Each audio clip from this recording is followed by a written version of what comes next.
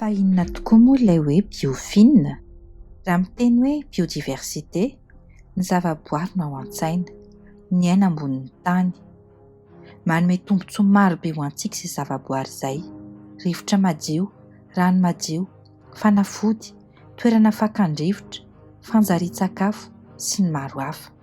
Saingy mihasimba amin'izao izay tontolo iainana sy roa ivoary izay. Voalaza fa hatramin'ny 1 alina isan-taona ireo karazan-javaboary mety ho lany tamingana manerana izao tontolo izao. Ny 3/4 ny aran-dranomasina no atahorana ho simba. Raha totaly dia velarana ala mihoatra ny velaran'ny Afrika Atsimo no ripaka nanomboka ny taona 90. 7/valopolo isan-jato ny toerana mando no niamaina. Avelantsika ho simba ny tontolo iainana, na eo aza ny tombony maro azontsika aminy.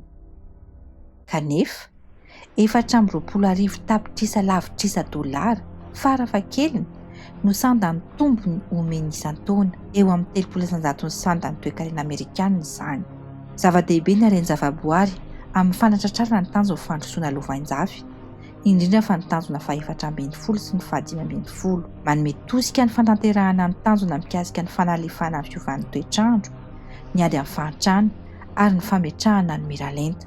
Zava-misy anefa dia misy elanelany betsaka ny vola ampiasaina mikasika ny tontolo iainana sy ny reny vola tokony ampiasaina iarovana azy. Izay no ampisiany biofilina.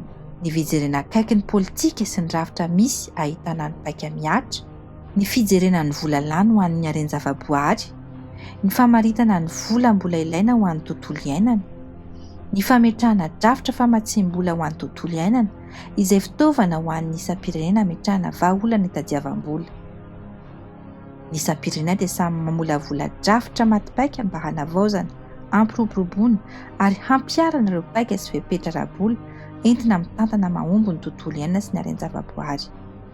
Biofilina ihany koa dia manamora ny fampiarana ny isam-pirenena ny fomba hamatsim-bola ny fitantanana sy ny fiarovana ny tontolo iainana. Manamora ny fifandraisan'ny governemanta, ny sehatra tsy miankina ary ny fiarahamonim-pirenena. Misintona ny saina amin'ny mahazava-dehibe ny tontolo iainana sy ny hareny zavaboary anatin'ny drafitra fampandrosoana sy ny teti-bola.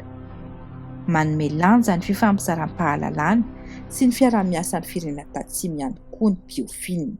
Biofilina famatsim-bola ho an'ny zavaboary.